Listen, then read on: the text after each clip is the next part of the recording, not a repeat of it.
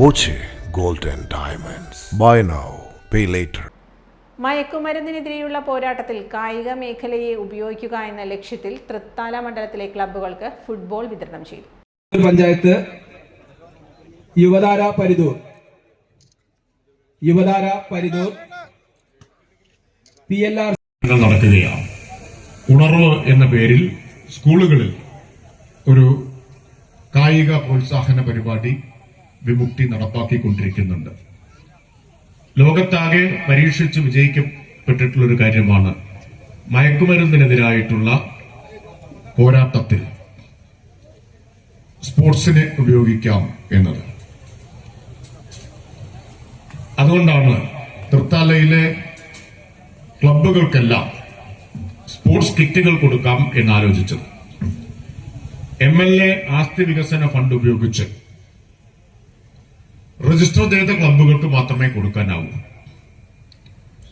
അപ്പോൾ കണക്കെടുത്തു നോക്കിയപ്പോ തൃത്താല അസംബ്ലി മണ്ഡലത്തിൽ രജിസ്റ്റർ ചെയ്ത ക്ലബ്ബുകൾ 56 എണ്ണമേ ഉള്ളൂ. എന്നാൽ രജിസ്റ്റർ ചെയ്യാത്ത ക്ലബ്ബുകൾ 400-ലധികമുണ്ട്. MLA ഫണ്ട് കൊണ്ട് രജിസ്റ്റർ ചെയ്യാത്ത ക്ലബ്ബുകൾക്ക് കൊടുക്കാൻ നിർവാഹമില്ല, അനുമതിയില്ല. അതുകൊണ്ടാണ് വിമുക്തി വഴി സ്പോൺസർഷിപ്പ് മുഖേന എളുപ്പത്തിൽ ലഭ്യമാക്കാവുന്ന ഫുട്ബോള്, മികച്ച ഫുട്ബോളാണ് കൊടുക്കുന്നത്. അത് എല്ലാ രജിസ്റ്റർ ചെയ്യാത്ത ക്ലബ്ബുകൾക്കും കൊടുക്കാം എന്ന് തീരുമാനിച്ചു. ലഹരിക്കെതിരെ കായിക ലഹരി എന്ന സന്ദേശത്തിലാണ് ഫുട്ബോളുകൾ MLA ഫണ്ടും എക്സൈസ് വിമുക്ത വഴിയും പദ്ധതി നടപ്പാക്കിയത്. ഫുട്ബോൾ താരം IM വിജയൻ മുഖ്യാതിഥിയായി. ഏറ്റവും ഫുട്ബോളോട് സ്നേഹിക്കണം, ഫുട്ബോൾ കളിച്ച് കൊണ്ടാണ് ഇവിടെ ഇങ്ങനെ നിൽക്കുന്നത്.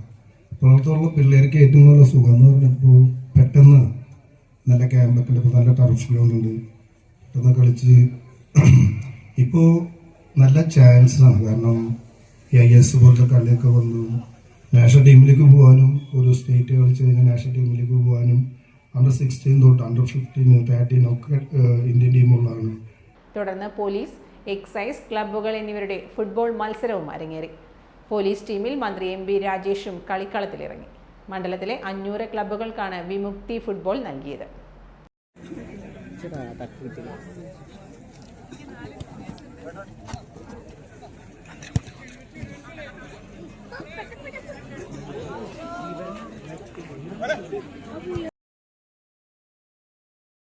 Time Kids Preschool, Manannur Road, Vaniyamkulam.